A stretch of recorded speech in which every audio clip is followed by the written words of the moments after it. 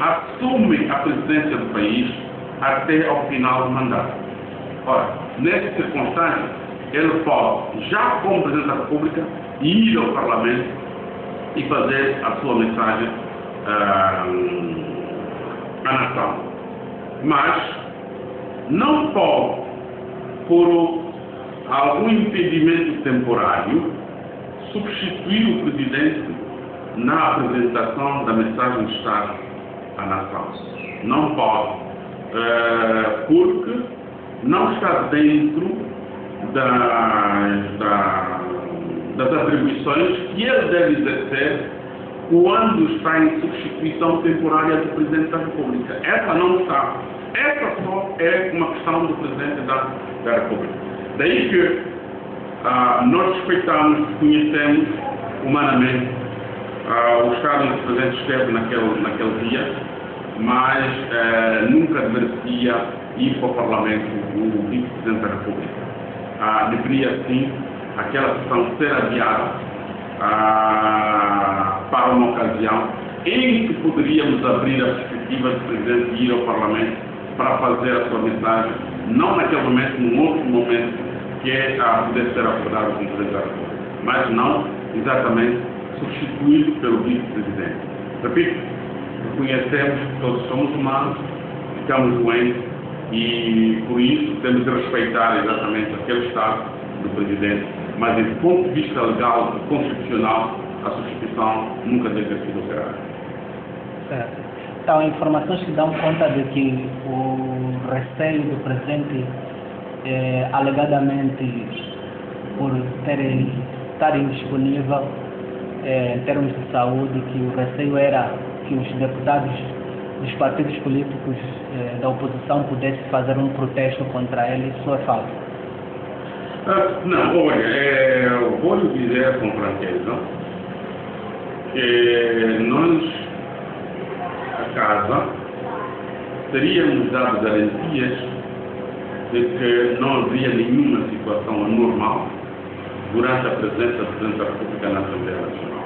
Não haveria da nossa parte. Por isso que eu não acredito que tenha sido este motivo que levou o Presidente a não ir ao Parlamento. Eu acredito que ele estivesse doente ou que tivesse alguma indisposição naquele mesmo momento em que devia ir ao Parlamento. Não acredito que foi por um ouvir dizer de que haveria disso e acontecer isso ou claro. Por quando nós da casa teríamos deixado claro que nenhum ato anormal seria praticado naquele momento.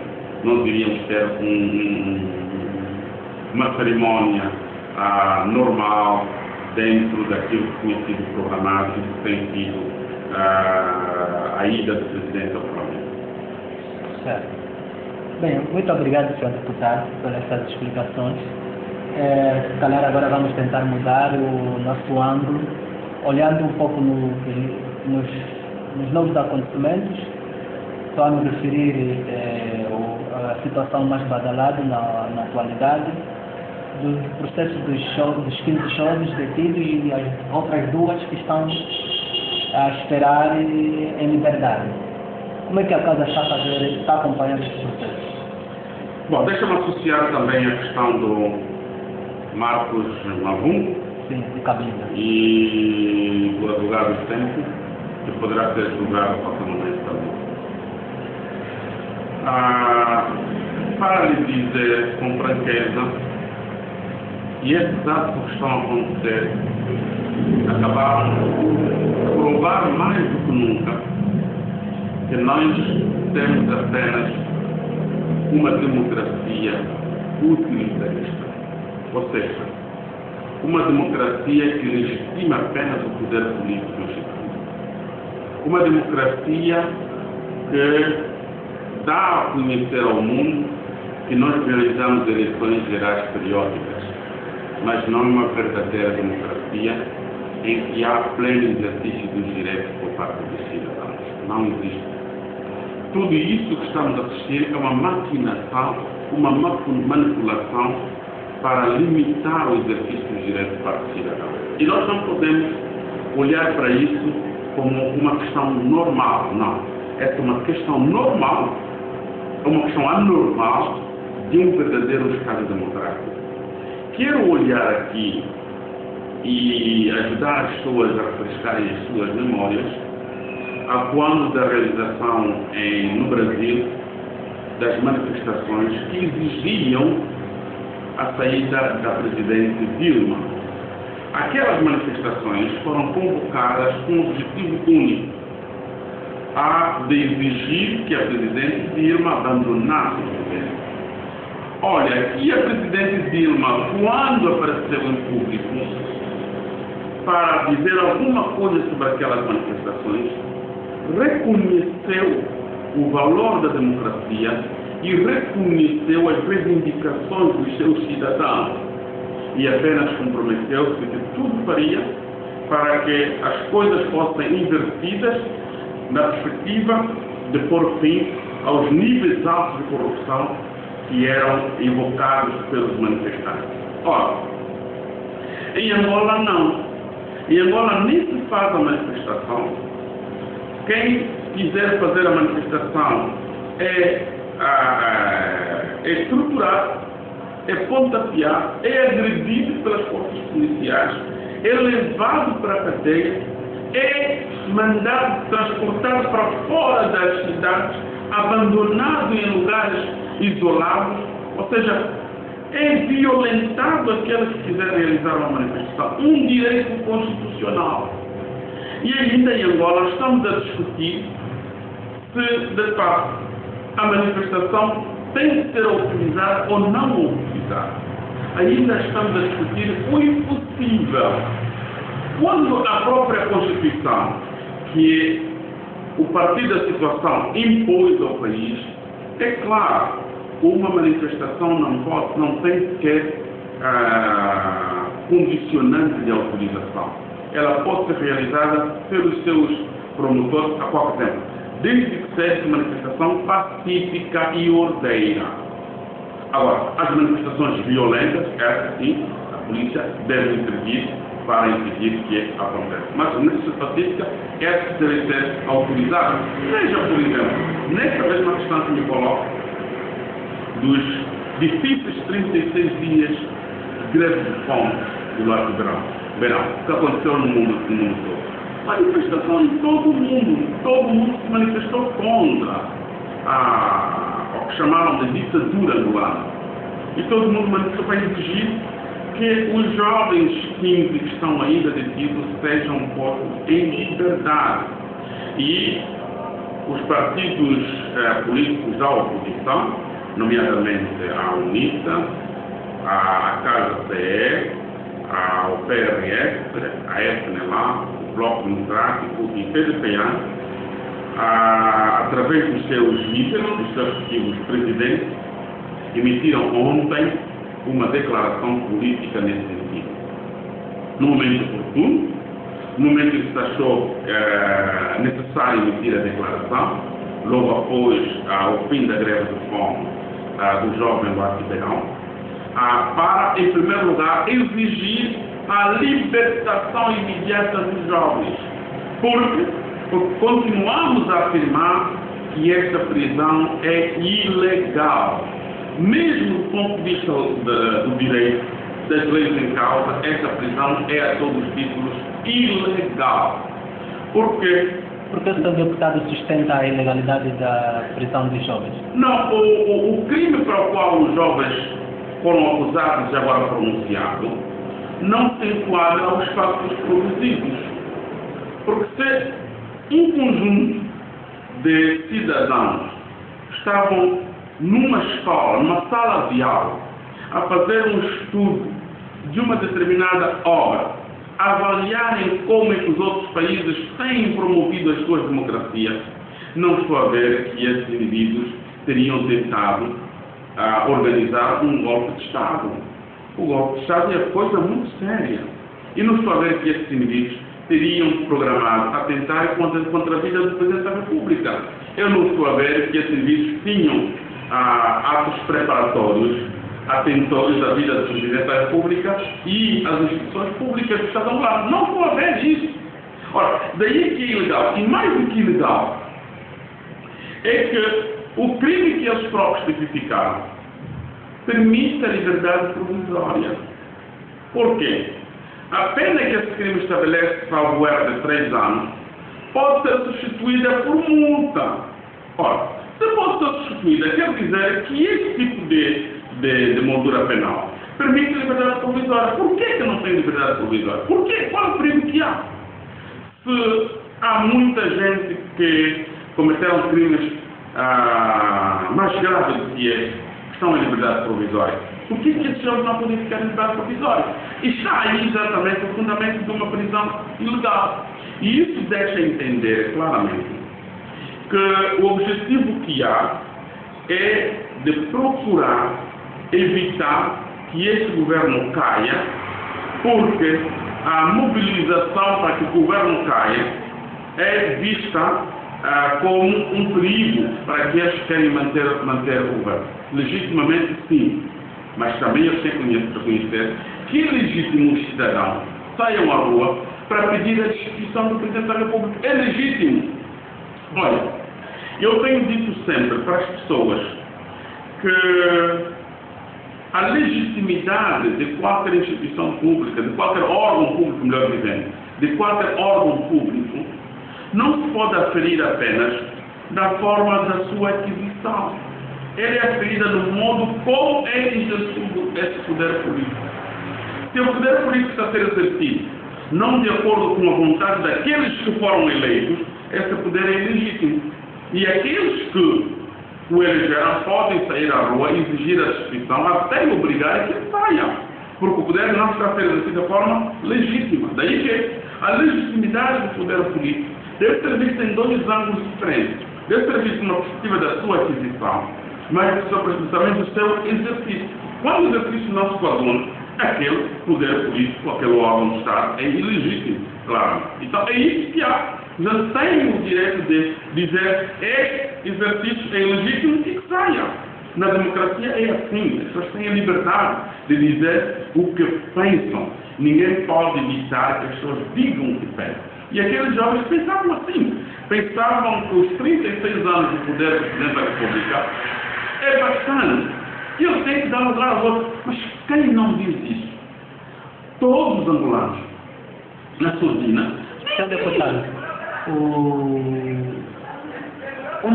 algumas semanas depois dos jovens serem detidos, a Procuradoria junto ao Ministério do Interior promoveram um encontro junto com os deputados, alegadamente que tinham as provas, na qual partilharam essas provas com os deputados. Após isso, alguns dos companheiros dos jovens alegam que os deputados passaram a omitir, calaram-se, não disseram absolutamente nada qual foi o teor daquilo que foi esse encontro entre os deputados e a Procuradoria junto ao Ministério do Interior.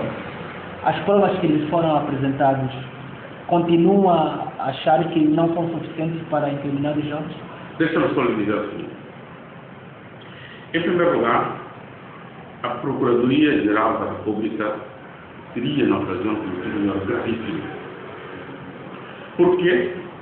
Porque estava em curso uma instrução processual. E uma das provas dessa instrução processual é o tal vídeo, que foi gravado durante as sessões de estudo dos jovens. E nunca a Procuradoria podia pegar uma peça que constitui prova processual para trazer à asta pública. Fizeram isso com os líderes dos grupos parlamentares, fizeram isso com os embaixadores. Qual foi o papel que a Procuradoria exerceu neste caso? Um papel que não lhe garante da legalidade. É um papel de incriminador, claramente de incriminador dos cidadãos. E esse não é o papel da Procuradoria.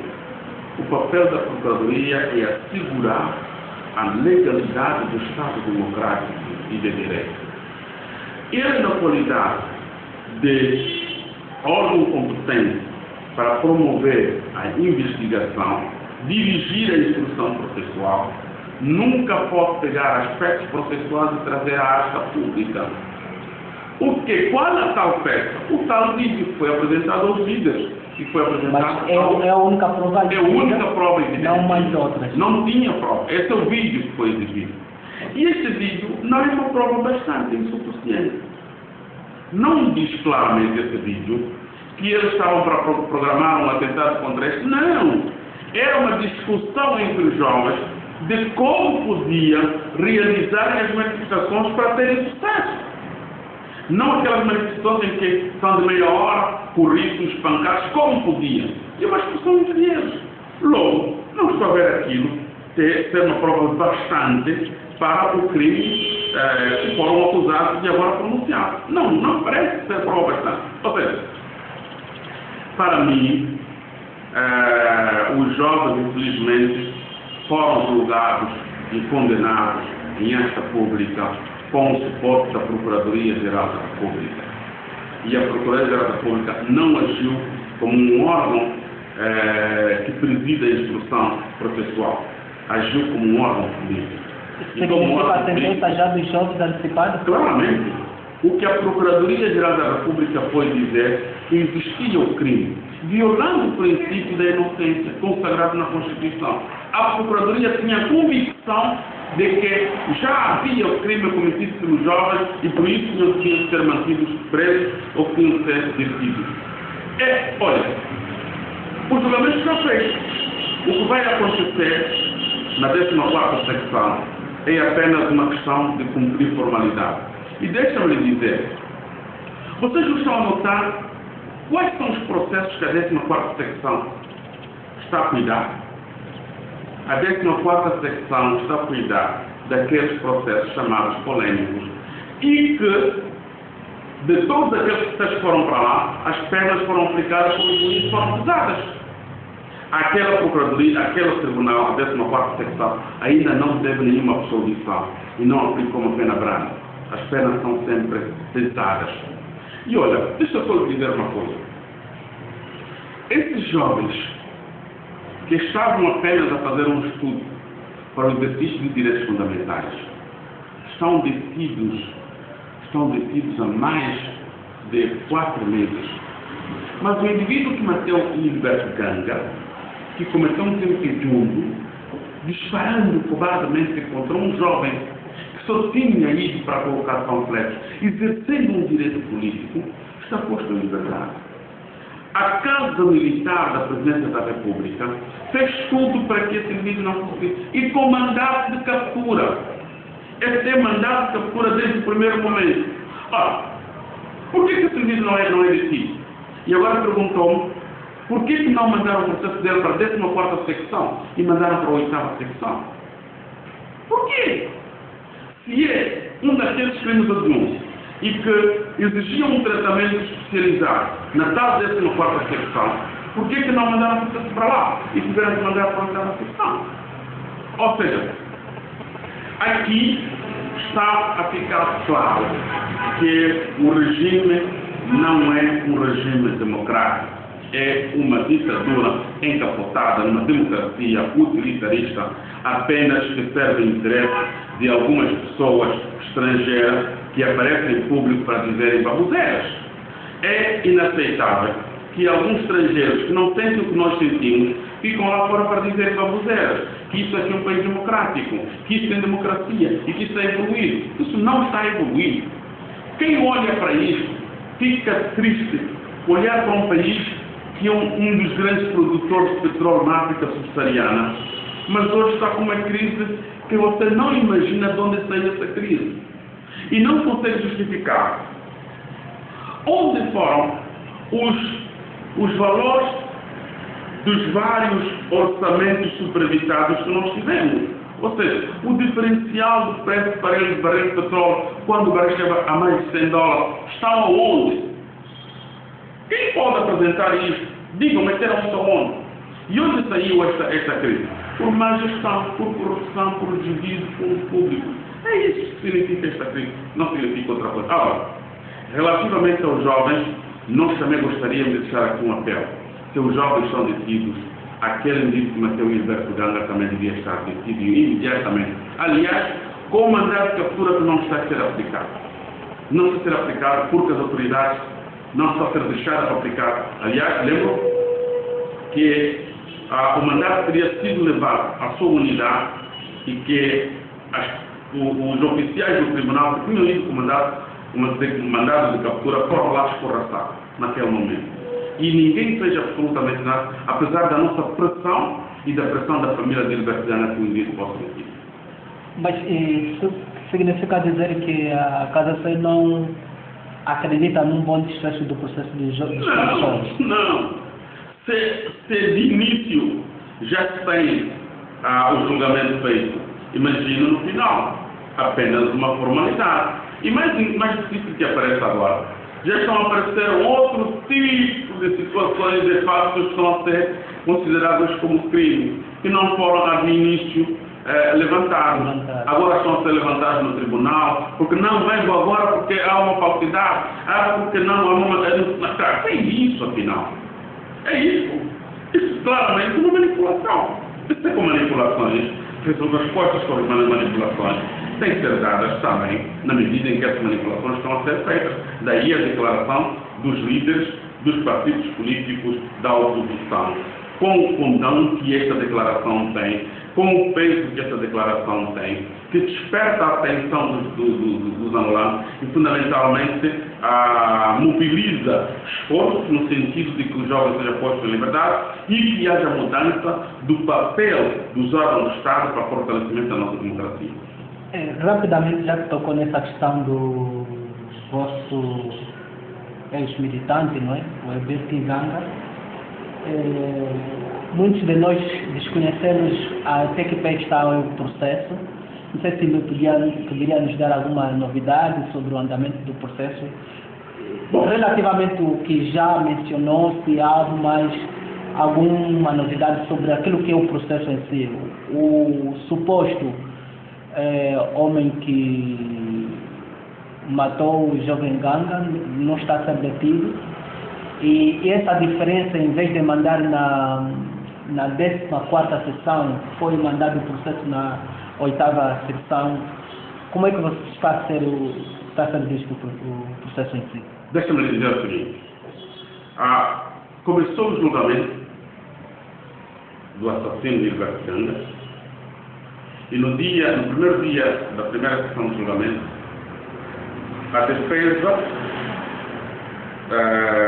da família de Herbert Nganga e a procuradora que está a acompanhar o caso, no primeiro momento, nas questões prévias, o advogado fez um requerimento e a procuradora fez a promoção da detenção imediata do indivíduo.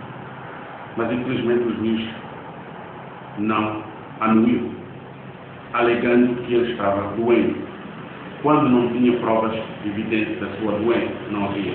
Mas nós sabemos que o juiz sofreu pressão enormíssima para que não detesse. Nós sabemos que há influências hoje para que esse indivíduo não seja condenado por homicídio voluntário e que seja condenado por um crime pré-intencional. Ou seja, que aquilo aconteceu ocasionalmente, que não havia uma intenção de indivíduo matar. Ora, quem dispara atrás de outra está a fazer o quê? Está exatamente a disparar para matar. Não está a disparar para ferir ou para chamar a atenção para que ele pare. E outro, manipulando de que ele fez disparo no chão e depois houve repuxete da bala para atingir o jovem, que não foi uma bala, foram 2 ou 3 balas que atingiram o jovem, não corresponde à verdade. Porque quem chama a atenção para que alguém esteja em fuga faz no ar, nunca faz no chão. Isso aqui é informação dos militares. Os militares são instruídos que sempre que alguém esteja em fuga, não dispara no chão, dispara no ar, faz 2, 3 tiros no ar. Se ele não parar, então procura feri-lo, não mata. Mas ele fez 2 tiros exatamente certeiros para matar. Estava convicto de que havia de fazer é tirar a vida a Herbert Nganga. Então, há essas manipulações processuais que estão a deixar muito preocupado, na medida em que há evidências, inclusive, tem o que os outros chamam de laudo policial, ou seja, tem autópsia, o relatório da autópsia no processo, o que é claro que aquela bala não veio de ricochete. Aquela bala foi disparada diretamente. Direcionada. E todos os outros que estiveram lá também disseram claramente que a bala foi direcionada, não foi no chão. Mas eles querem manipular que a bala foi no chão para levar o processo a um tipo de crime cuja pena seja branda e depois seja posta em liberdade. Ou seja, o que está aqui é que se aquele indivíduo for detido, a perspectiva aqui é que não se for detido, aqui essas tropas que guardam presente ficam desmobilizadas. Ficam a dizer, então nós vamos fazer isso porque amanhã vamos ficar presos. Não! No Estado Democrático de Direito não é assim. Cada caso é um caso. Não é o indivíduo que guarda, seja quem for. Se ele cometer crime no exercício da sua função, ele tem que responder por crime. Ele tem que ser detido. Esse indivíduo devia ser detido e deve ser condenado por uma pena maior, ou seja, pena que cai um homicídio voluntário, porque ele intencionalmente produziu morte à ilegalidão.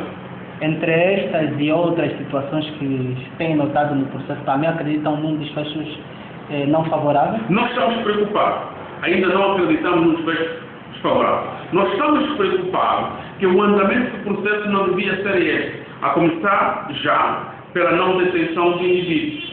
E estamos preocupados com as influências que estão a ser utilizadas, que estão a recair sobre aqueles que vão tomar a decisão final do processo. Estamos a apelar que essas influências parem imediatamente. Estamos a apelar que seja feita a justiça de acordo com a lei e a consciência do juiz.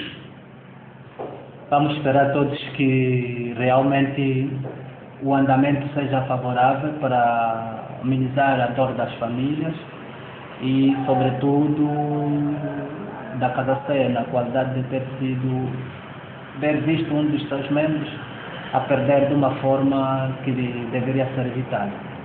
Agora vamos entrar um pouco mais na vida interna do partido. Foi anunciado o próximo congresso do partido em maio do ano que vem. Teremos um único candidato, vários militantes estão a preparar-se para concorrer junto do atual presidente. Não,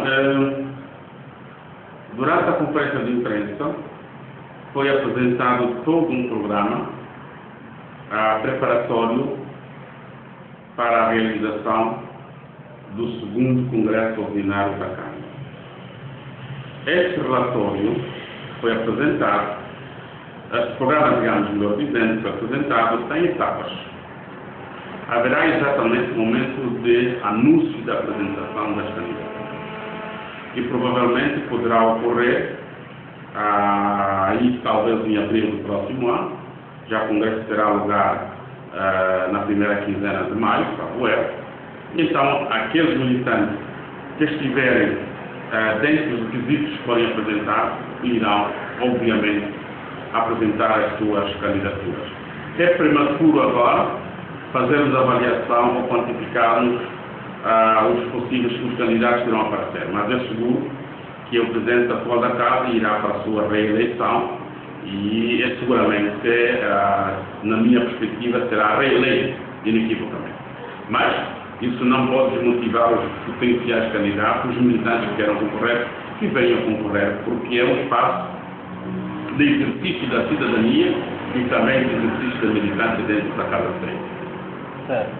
Então, garantidamente, em maio, Congresso Ordinário sai. Sim, está tudo programado assim. Aliás, o último Conselho Deliberativo Nacional realizado ainda este mês, assim decidiu para realizar um Congresso Ordinário, não em 2017, mas em 2017, porque nos termos do Estatuto da Casa, os congressos são feitos quinzenalmente, ou seja, são feitos de 15 em 15 dias,